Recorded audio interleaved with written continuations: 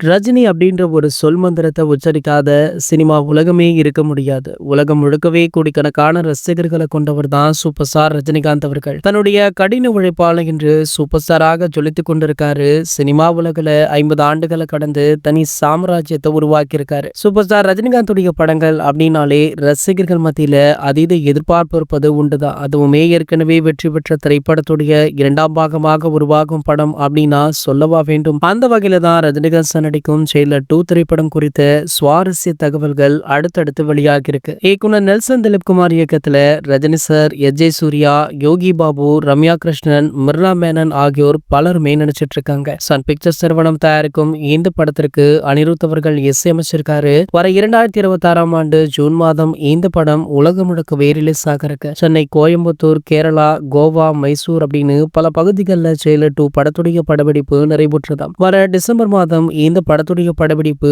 முழுவதுமாக முடிவடைய உள்ளது அப்படின்ற தகவலுமே வெளியாக இருக்கு. இந்த நிலையில தான் இந்த படத்திற்காக அதிக எடைய ரஜினிகாந்த் அவர்கள் எந்தவித டூப்புமே இல்லாமல் தூக்கி உள்ளதாகவும் அதனை பார்த்து நெல்சன் அவர்கள் அதிர்ச்சி அடைந்ததாகவுமே சொல்லப்படுது. இது தொடர்பான புகைப்படமுமே சமூக வலைதளங்கள்ல வெளியாகி பலருக்குமே அதிர்ச்சியை கொடுத்திருக்கு.